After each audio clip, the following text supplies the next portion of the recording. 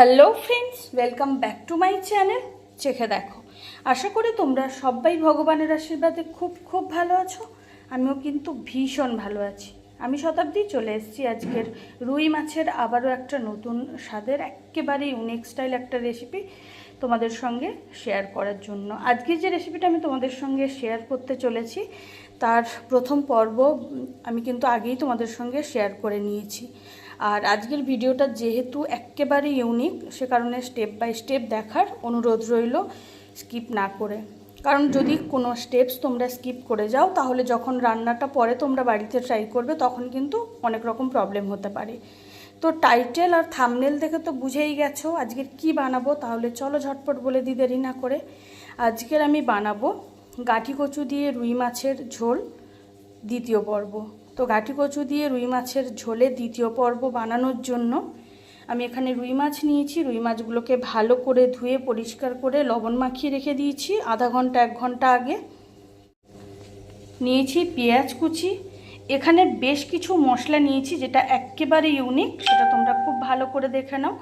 এর মধ্যে রয়েছে জিরে, ধনে, গোলমরিচ, আদা, রসুন আর কাশ্মীরি রেড চিলি পাউডার। আমি একসঙ্গে একটা পেস্ট বানিয়ে নিয়েছি টমেটো কুচি, চেরা কাঁচা লঙ্কাটা নিয়েছি ঝালের জন্য।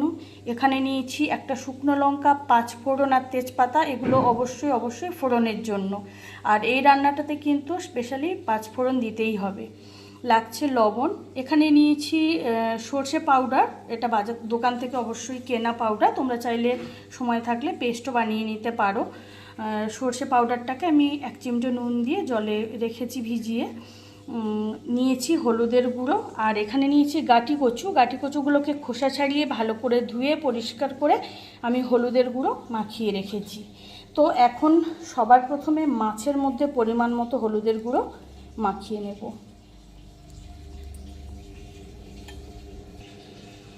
তো মাছের মধ্যেও কিন্তু হলুদ মাখানো।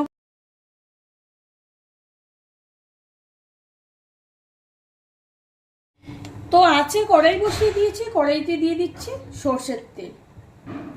বেশ কিছুটা পরিমাণ সর্ষের তেল দিয়ে দিলাম কারণ যেহেতু মাছের পরিমাণটা বেশি। তো এখন সবার প্রথমে সর্ষের তেলটাকে খুব ভালো মতো ধোঁয়া ওঠা গরম করে নিতে হবে। তো সর্ষের তেলটা কিন্তু একেবারে ধোঁয়া ওঠা গরম হয়ে গেছে। এখন আমি লবণ হলুদ মাখানো রুই মাছগুলোকে একে একে তেলের মধ্যে দিয়ে দেব।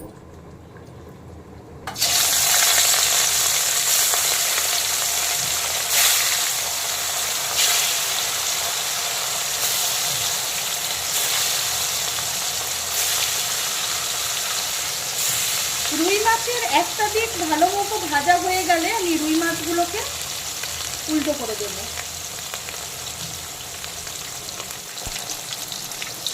তো রুই মাছের একটা দিক কিন্তু আমি ভালো করে ভেজে নিয়েছি ডুবো তেলে। মাছগুলোকে আমি এখন উল্টো করে দিচ্ছি।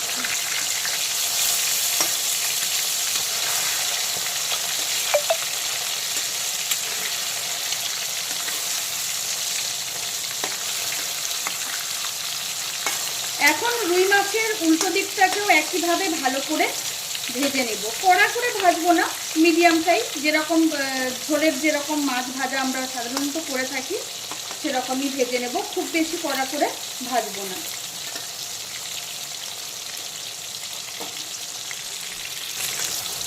এখন কিন্তু রুই মাছের দুটো দিকই খুব ভালো করে ভেজে নিয়েছি।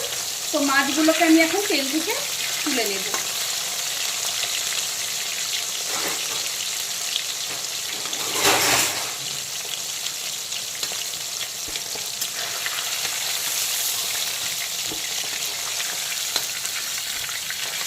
আর বাকি যে মাছের পিসগুলো রয়েছে লবণ আর হলুদ মাখানো, সেগুলোকেও আমি একইভাবে এখন ভেজে নেব। তো এখন কিন্তু সবগুলো রুই মাছের পিস আমি ভালো করে ভেজে নিয়েছি। এখন আমি মাছ ভাজার তেলেই দিয়ে দেব হলুদ মাখানো গাঁঠি কচুগুলোকে প্রথমে খুব ভালো করে লাল লাল করে ভেজে তুলে নেব।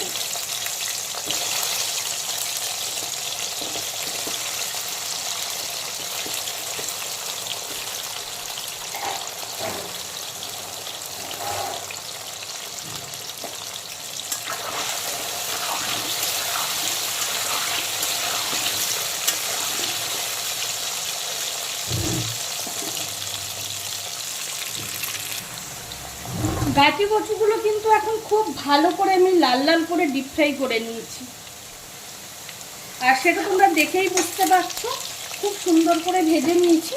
তো গাটি কচুগুলোকে আমি এখন তেল থেকে তুলে নিচ্ছি।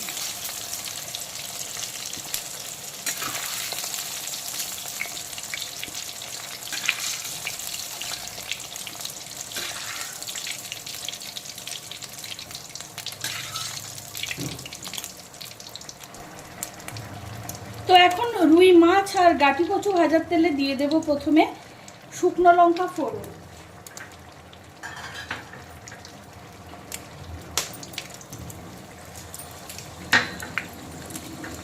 দিয়ে দিচ্ছি 5 ফোড়ন, আর দিয়ে দিচ্ছি তেজপাতা। এখন শুকনো লঙ্কা আর 5 ফোড়নটা একটু হালকা ভাজা হয়ে গেলে আমি এর মধ্যে প্রথমে দিয়ে দেব পেঁয়াজের কুচি।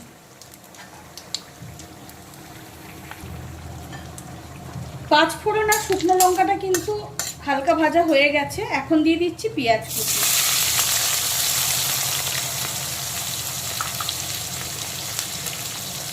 দিয়ে দিচ্ছি টমেটো কুচি, দিয়ে দিচ্ছি চেরা কাঁচা লঙ্কা,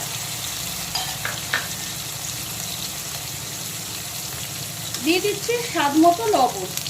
এখানে পেঁয়াজটাকে আমি আলাদা করে ভাজবো না, বরং পেঁয়াজ টমেটো আর কাঁচা লঙ্কাটাকে একসঙ্গে কষিয়ে নেব, ভাজা ভাজা করে নেব। তো এখন কিন্তু প্রায় 4-5 মিনিট সময় নিয়ে পেঁয়াজ লঙ্কা টমেটো কুচিটাকে ভালো করে কষিয়ে নিয়েছি। এখন অপূর্ব একটা স্মেল বেরোচ্ছে 5 ফোড়ন শুকনো লঙ্কা এগুলোর সঙ্গে, আর সমস্ত কাঁচা গন্ধ কিন্তু একেবারে চলে গেছে। এখন আমি সমস্ত মশলার যে একটা মিহি পেস্ট বানিয়ে রেখেছিলাম সেটা এখন দিয়ে দেব। জিরে ধনে গোলমরিচ আদা রসুন আর কাশ্মীরি রেড চিলি পাউডারটা অ্যাড করে দিয়েছি অবশ্যই কালারের জন্য। কালার না চাইলে তোমরা এমনি নর্মাল রান্নাটা করতেই পারো। আর ঝালের জন্য তো আমি কাঁচা লঙ্কা নিয়েইছি। দিয়ে দিচ্ছি পরিমাণ মতো হলুদের গুঁড়ো।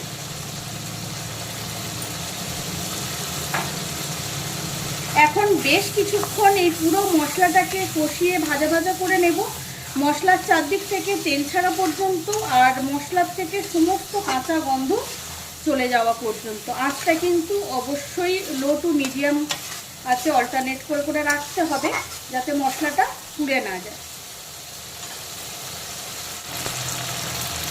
তো এখন বেশ কিছুক্ষণ সময় নিয়ে সমস্ত মশলা আমি খুব ভালো করে কষিয়ে একেবারে ভাজা ভাজা করে নিয়েছি। তো এখন কষানো মশলার মধ্যে দিয়ে দেব প্রথমে ভেজে রাখা গাটি কচু। গাটি কচুগুলোকে আবারও গ্রেভির সঙ্গে বেশ কিছুক্ষণ কষিয়ে নেব। গাটি কচুগুলো যেহেতু সেদ্ধ করে নিইনি, আর সব গাটি কচু তো সমানভাবে সেদ্ধ হয় না, সেটা কিন্তু মাথায় রেখেই রান্নাটা করতে হবে। কিছু গাটি কচু কিন্তু খুব তাড়াতাড়ি সেদ্ধ হয়ে যায়, আর কিছু গাটি কচু কিন্তু সেদ্ধ হতে সময় লাগে, যে কারণে আমি মশলার সঙ্গে একটু ভালো করে আবারও কষিয়ে নিচ্ছি।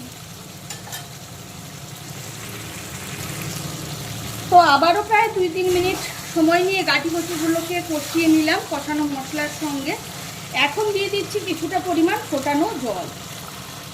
যেহেতু ঝোল বানাচ্ছি, গাটি কচু দিয়ে রুই মাছের ঝোল বানাচ্ছি, তো সে কারণে সেটা বুঝেই কিন্তু জলের পরিমাণটা দিতে হবে। আর গাটি কচুতে কিন্তু জল টেনে নেয় সেদ্ধ হওয়ার পরে, সেটাও কিন্তু মাথায় রাখতে হবে। এখন বেশ কিছুক্ষণ ফুল আছে গাটি কচুগুলোকে ঝোলের সঙ্গে ফুটিয়ে নেব। আর গাটি কচুটা যখন প্রায় 80% থেকে 85% সেদ্ধ হয়ে যাবে, তখন আমি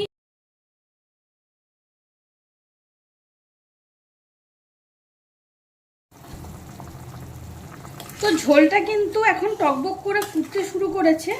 এখন আমি দিয়ে দেব কিছুটা পরিমাণ ধনেপাতা কুচি, অবশ্যই ফ্লেভারের জন্য।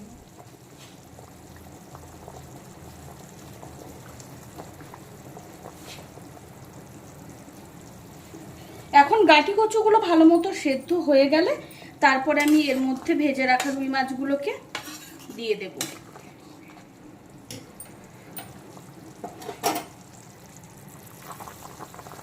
তো গাঁটি কচুগুলো দেওয়ার পরে বেশ কিছুক্ষণ সময় নিয়ে ফুটিয়ে নিলাম ঝোলটাকে। আর গাঁটি কচুগুলো কিন্তু এখন 80 থেকে 85% সেদ্ধ হয়ে গেছে।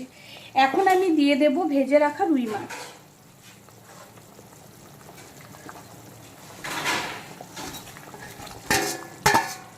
এখন রুই মাছগুলো দেওয়ার পরে আবারও 3-4 মিনিট সময় নিয়ে ফুলাচ্ছে মাছগুলোকে ঝোলের মধ্যে ফুটিয়ে নেব, যাতে করে সমস্ত মশলার ফ্লেভারটা খুব ভালো মতো মাছের মধ্যে ঢোকে আর মাছের কাঁচটা যাতে গাঁটি কচু বা গ্রেভির সঙ্গে খুব ভালো মতো মেশে। আঁচটা কিন্তু অবশ্যই ফুল ফ্লেমে রাখতে হবে, যাতে কড়াই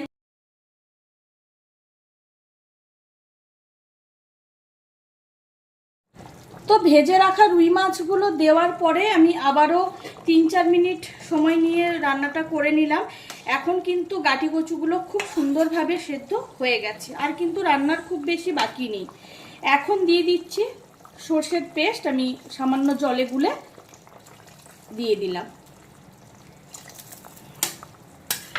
আর সর্ষে বাটা দেওয়ার পরে খুব বেশি ফোটাতে নেই, আমরা সেটা সবাই জানি। তাই এখন আবারও 2-3 মিনিট একটু ফুটিয়ে নিলে রান্নাটা রেডি হয়ে যাবে। তো সর্ষের মিহি পেস্টটা দেওয়ার পরে আবারও 2-3 মিনিট সময় নিয়ে কিন্তু ঝোলটাকে আমি ফুটিয়ে নিয়েছি ফুল আছে। এখন কিন্তু রান্নাটা একেবারে কমপ্লিট। এখন উপর থেকে আবারও কিছুটা ধনেপাতা কুচি ছড়িয়ে দিলাম।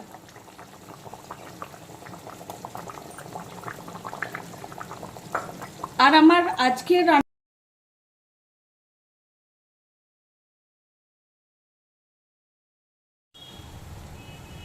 গাঁটি কচু দিয়ে রুই মাছের ঝোলের দ্বিতীয় পর্ব একেবারে কমপ্লিট। এখন একটা বড় ছড়ানো পাত্রে ঢেলে গরম গরম ধোঁয়া ওঠা ভাতের সঙ্গে সার্ভ করে দেব। তাহলে বন্ধুরা, তোমাদের সঙ্গে আজকের ইউনিক স্টাইল একটা রেসিপি আবারও শেয়ার করে নিলাম। আর তোমরাও অবশ্যই রুই মাছ তো নানাভাবে খেয়েই থাকো, এই রেসিপিটা অবশ্যই বাড়িতে ট্রাই করো। খেতে জাস্ট অনবদ্য হয়, যে কারণে তোমাদের সঙ্গে শেয়ার করে নেওয়া। আর আমার আজকের রেসিপি তোমাদের কেমন লাগলো সেটা কিন্তু কমেন্ট করে জানাতে একেবারেই ভুলো না। আমার আজকের রেসিপি যদি তোমাদের ভালো লেগে থাকে তাহলে অবশ্যই লাইক কমেন্ট শেয়ার করো। চ্যানেলটিকে সাবস্ক্রাইব করে দিও আরও অনেক ভালো নতুন রান্নার রেসিপি পেতে। পাশে থাকা বেল আইকনটি অবশ্যই প্রেস করে দেবে, তাতে করে আমি যখনই কোনো নতুন রান্নার ভিডিও আপলোড করব সবার প্রথম তোমরা নোটিফিকেশান পাও। রুই মাছের বা গাঁটি কচুর আবারও কোনো নতুন স্বাদের ইউনিক স্টাইল রেসিপি নিশ্চয়ই তোমাদের সঙ্গে খুব তাড়াতাড়ি শেয়ার